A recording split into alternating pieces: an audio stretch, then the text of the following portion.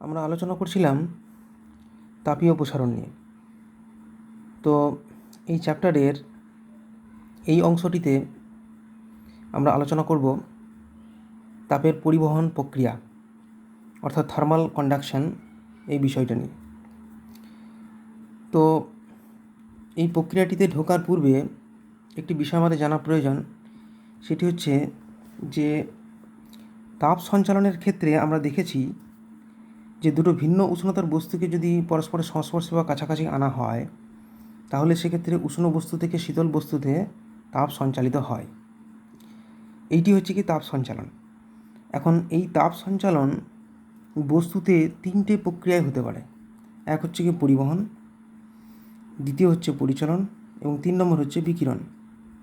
আমাদের এই অংশে পরিবহন প্রক্রিয়াটি নিয়ে আমাদের পড়তে হবে। তো তাপের পরিবহন প্রক্রিয়া বলতে কি বুঝি না, বলা হচ্ছে যে এটি এমন একটি পদ্ধতি যেখানে পদার্থের উষ্ণতর অংশ থেকে শীতলতর অংশে তাপের সঞ্চালন ঘটবে, কিন্তু এক্ষেত্রে পদার্থের ভেতরে যে অণুগুলো আছে তাদের কোনো রকম স্থান পরিবর্তন হবে না, অর্থাৎ তারা যে জায়গায় ছিল সে জায়গাতেই থাকবে, কিন্তু তাপ পদার্থের উষ্ণতর অংশ থেকে শীতলতর অংশে সঞ্চালিত হবে। এই প্রক্রিয়াটির নামই হচ্ছে গিয়ে তাপের পরিবহন প্রক্রিয়া। তো বেশিরভাগ ক্ষেত্রেই কঠিন পদার্থের মধ্যে এই প্রক্রিয়াটি কিন্তু সম্পাদিত হয়। এখন তরল বা গ্যাসের ক্ষেত্রেও দেখা যায়, তবে সেক্ষেত্রে এর মান কিন্তু খুবই কম। কঠিন পদার্থের ক্ষেত্রেই এর মান সবচাইতে বেশি হয়। তরল বা গ্যাসীয় পদার্থ হলে সেক্ষেত্রে এর মান কিন্তু খুবই কম হয়।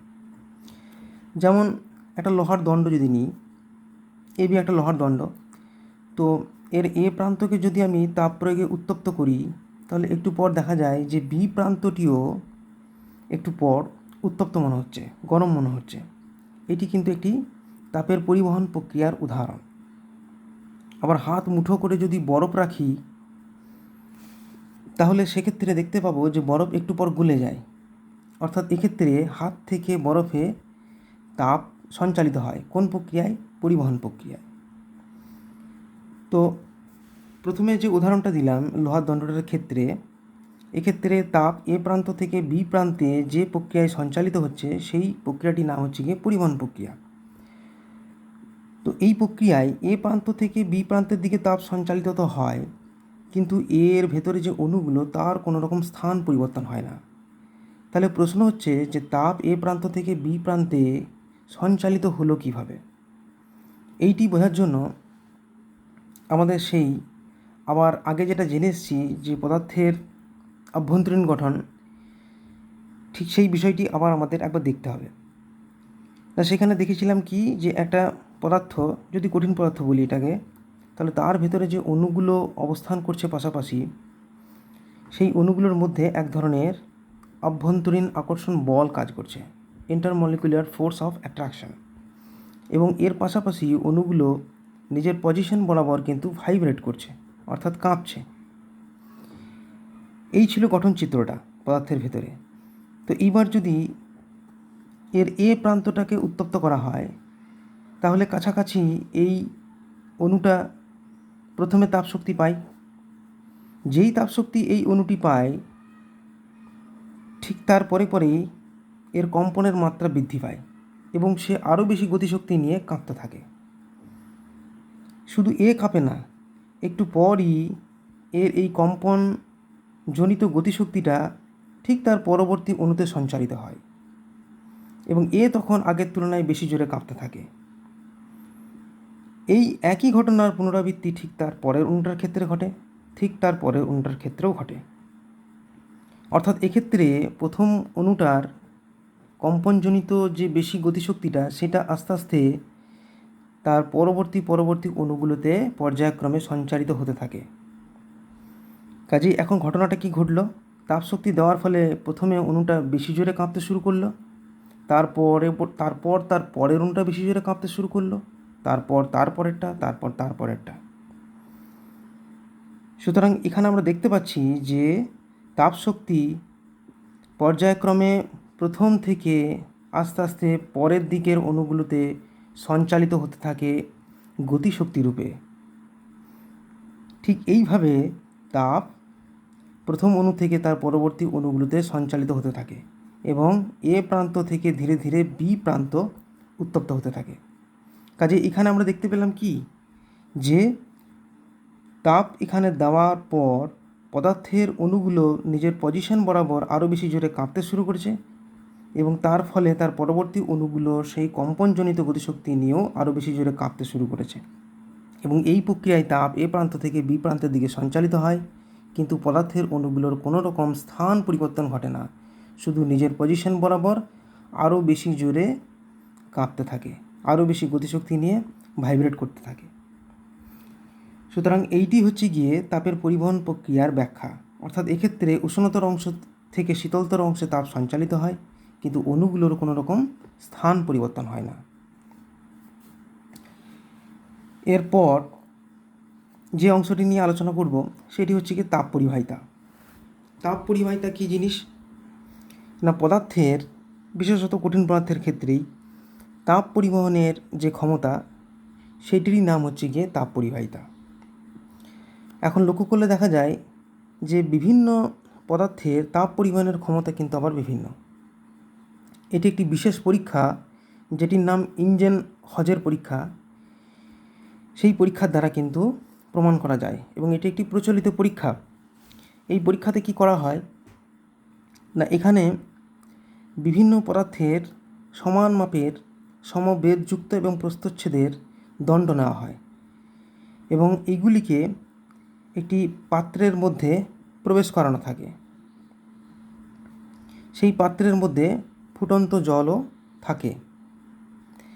এখন আরও একটি বিষয় করা হয় কি, এই প্রত্যেকটি দণ্ডের উপর একই পরিমাণ মোমের প্রলেপ ঢেলে দেওয়া হয় এবং এই দণ্ডগুলোর একই পরিমাণ অংশ এই ফুটন্ত জলের মধ্যে যেন থাকে সেটিও কিন্তু লক্ষ্য রাখা হয়। এর ফলে হয়টা কি, এর ফলে হয় এই ফুটন্ত জল থেকে সমান পরিমাণ তাপ কিন্তু প্রত্যেকটি দণ্ডে সঞ্চারিত হয়। কিছুক্ষণ পর যদি লক্ষ্য করা হয় তাহলে দেখা যাবে যে বিভিন্ন দণ্ডে কিন্তু বিভিন্ন দৈর্ঘ্য পর্যন্ত মোম গলেছে। যেহেতু তাপ পরিবাহিত হয় তাই মোম ওই তাপ পেয়ে গলতে শুরু করবে, কিন্তু দেখা যায় যে বিভিন্ন দণ্ডে মোম গলার পরিমাণ কিন্তু বিভিন্ন। সবচাইতে বেশি গলেছে রূপোই, তারপর গলেছে তামায়, তারপর অ্যালুমিনিয়াম, তারপর লোহা এবং সবচাইতে কম গলে থাকে কাঁচে। অর্থাৎ এই পরীক্ষাটা প্রমাণ করছে যে বিভিন্ন পদার্থের ক্ষেত্রে তাপ পরিবহনের ক্ষমতা কিন্তু বিভিন্ন, তার জন্য মোমও গলেছে বিভিন্ন দৈর্ঘ্য পর্যন্ত। এক্ষেত্রে যেহেতু রূপোয় বেশি পরিমাণ মোম গলেছে তাই রূপোর তাপ পরিবাহিতা সবচাইতে বেশি, পর্যায়ক্রমে তার চাইতে কম তামার, তার চাইতে কম অ্যালুমিনিয়াম, তার চাইতে কম লোহা এবং কাঁচের ক্ষেত্রে খুবই কম। এর পরবর্তী যে বিষয়টি আলোচনা করব সেটি হচ্ছে গিয়ে কঠিন পদার্থের মধ্য দিয়ে তাপ পরিবহনের এই যে ঘটনাগুলো লক্ষ্য করলাম সেটা কি কি বিষয়ের ওপর নির্ভর করে। তো এক্ষেত্রে এটি একটি কঠিন পদার্থের ফলক। তো এই ফলকের এক প্রান্তের উষ্ণতা θ2 আর এক প্রান্তের উষ্ণতা θ1 এবং এর ক্ষেত্রফল হচ্ছে গিয়ে a এবং d হচ্ছে গিয়ে এই কাঁচ নয়, এটি একটি ধাতব পদার্থ, ধাতব কঠিন পদার্থ, তার বেধ এবং এখানে যে সময়টা নেওয়া হয় সেটা হচ্ছে কি t এবং এই t সময়ে মনে করা হয় q পরিমাণ তাপ এই অংশ থেকে এই অংশের লম্বভাবে পরিবাহিত হচ্ছে।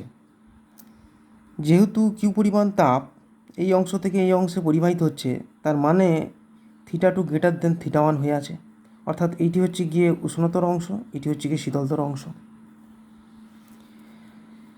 সুতরাং এখানে দেখতে পাচ্ছি কি হচ্ছে পরিবাহিত তাপ, এ পাতের ক্ষেত্রফল, ডি বেধ, θ2 গ্রেটার দেন θ1, কাজে উষ্ণতার পার্থক্য θ2 মাইনাস θ1, সময় এখানে t।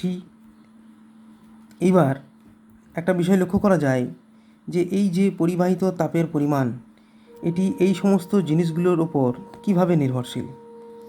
প্রথম ক্ষেত্রে দেখতে পাই যে কিউ ভ্যারিসেস এ, কিউ সমানুপাতিক এ, স্বাভাবিক এই পাত্রটির ক্ষেত্রফল যত বেশি হবে তত বেশি জায়গা জুড়ে তাপ পরিবাহিত হতে পারবে, সুতরাং এ এর মান বৃদ্ধি পেলে কিউ এর মানও বৃদ্ধি হবে, কাজে এটি সমানুপাতিক। আবার এই উষ্ণতার পার্থক্য যত বেশি হবে তত কিউ এর মানও বেশি হবে, তাই কিউ ভ্যারিজেস θ2 - θ1। আবার এই বেধের মান যত বাড়বে কিউ পরিবাহিত হওয়ার পরিমাণও তত কিন্তু কমবে, কাজে কিউ ভ্যারিজেস 1/d। আবার একইভাবে কিউ কিন্তু সময়ের সঙ্গেও সমানুপাতিক। তাহলে আমরা পাই Q varies a into θ2 - θ1 into T divided by D.